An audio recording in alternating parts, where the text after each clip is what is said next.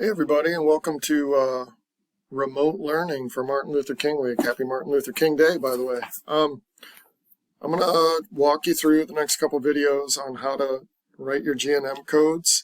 You can see in the background there I've got straight line absolute kind of set up with line numbers going up to 100. I may need more, I may not need more, don't know.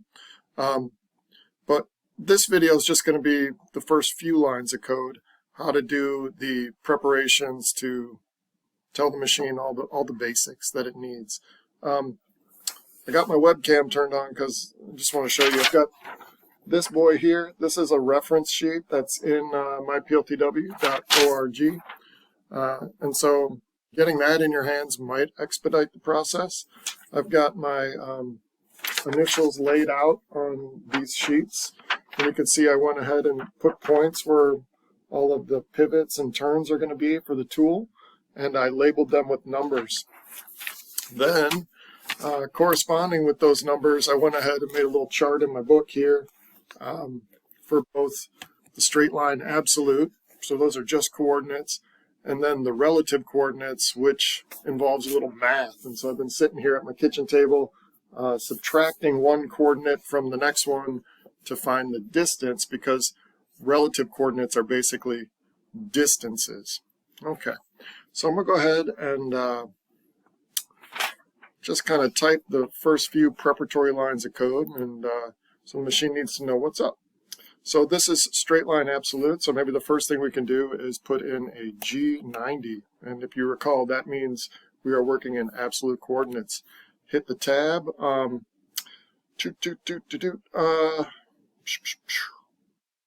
And let's go G01, so that means it's going to be a straight line interpolation, and then a feed rate, so we'll say F9 or 9 inches per minute. You know, we're just simulating this, so it doesn't really matter, but it's a good habit to get into. And last thing on this, we'll put an S of 3,000, so the spindle's going to spin at 3,000. Go ahead and we'll work on the comments later for that line of code. The next thing we want to do is a tool change, and that one was M06. Just looking at my cheat sheet over here. And what tool do we want? Well, we'll just go T01. This whole project is set up for you to use a 1/4 inch mill, right? And so, wait, is it a quarter or is it an eighth? It's an 1/8 inch end mill. So we'll say that tool number 1 is an 1/8 of an inch end mill. And the coordinates that you put are the center of the tool. So you can assume that a 1/16 of an inch and a 1/16 of an inch are on either side of that coordinate line that you're working with. Third line of code, we're going to turn the spindle on and then turn on rapid traverse. So rapid turning the spindle on, that's M03. So when the machine hits that line, it's going to spin up. And then G00, the rapid traverse. So where are we going to? Well, we're going to go to my first coordinate. And if I look at my sheet here, the way I kind of strategize how I'm going to carve my initials is by driving to the bottom right corner of my C, because my first name starts with a C. So I'm going to G00 to a hover point right above that first spot. So it's going to take 3 coordinates. The first coordinate is the X coordinate, so that would be X.9375. Tab it over. The Y is going to be 0.3125. And then my Z, tab it over, my Z is going to be just like maybe a 1/2 inch above the material, so Z.5. Okay. Next thing to do is to plunge down into the material. And nowhere in the instructions does it really say how deep to go, so I'm just going to go 1/8 of an inch deep into the material.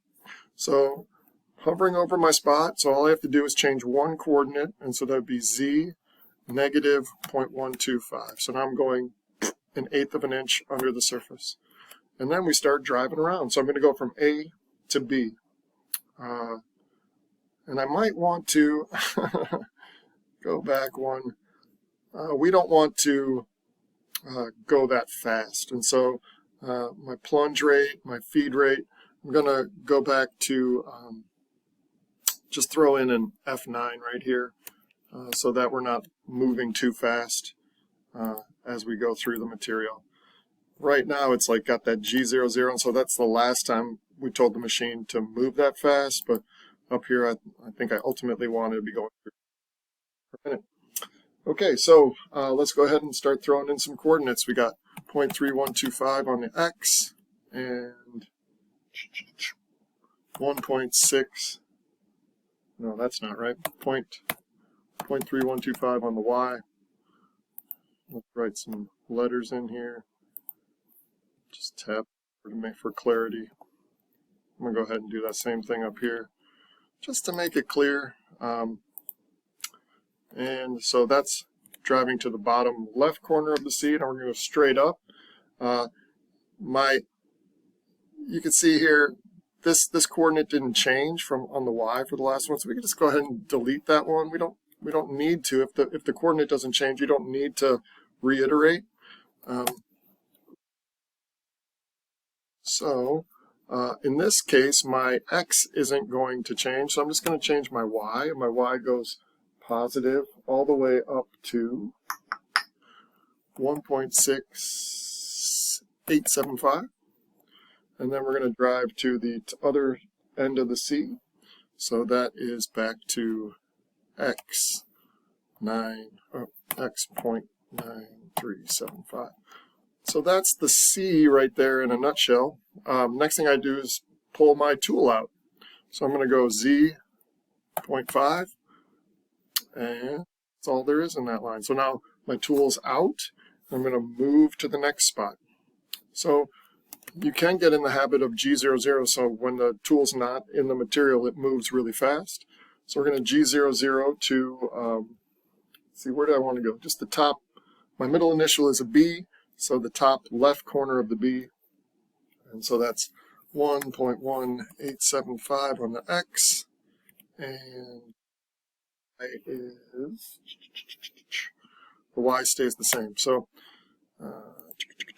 that's an X. So now I'm in my hover spot above where I want to go in for the B. So I'm going to go back to F9 and Z-25. So that's going to get me to plunge back down into the material again and make some more chips and dust. And then for my strategy, I'm going to go all the way down to the bottom of my B, my capital B. So the X stays the same, but the Y has got a huge negative, and the Y's negative going down to F is, wait, I just have to put in the coordinates. So it's 3.3125. So it's going to drive all the way back down to the bottom of my letters. Then I'm going to go over to the G spot, or the, oh my gosh, to the other end of the B. It's the point on my sheet is G. Sorry.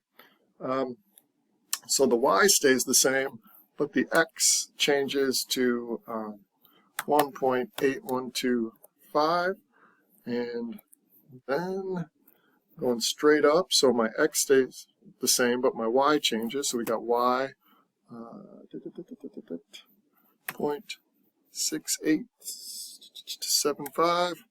I know this is riveting, the longest video of some guy punching in coordinates, and then I went to a spot that's on a diagonal. And some of you asked me, how does it work when it goes on a diagonal? It just goes in a straight line. So I've got two coordinates for this one. My X is 1.5625, and my Y is 0.9375. Okay. Well, I didn't think I was going to use 100 lines of code, but I guess I did. Go ahead and just drive back to make the B kind of look full and complete. The Y stays the same on this move, but the X goes to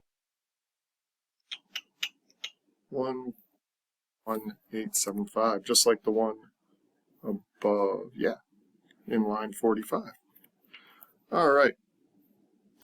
We're going to head right back to I, so we'll go, hey, that's not right. Somebody messed up. Somebody punched in the numbers wrong. 5625. J is 1.18. No, that's right. All right, so then we're just going to go back to the J spot. So that is X.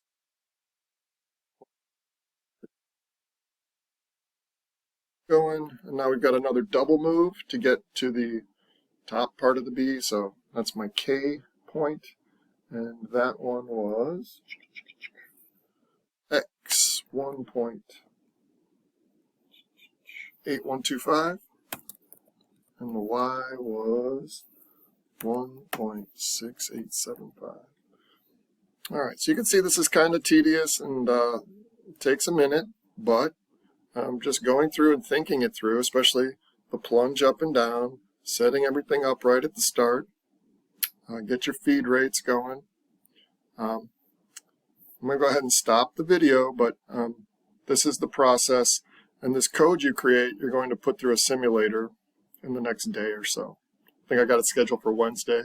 So just do your best to set up your stuff, and if you need these will be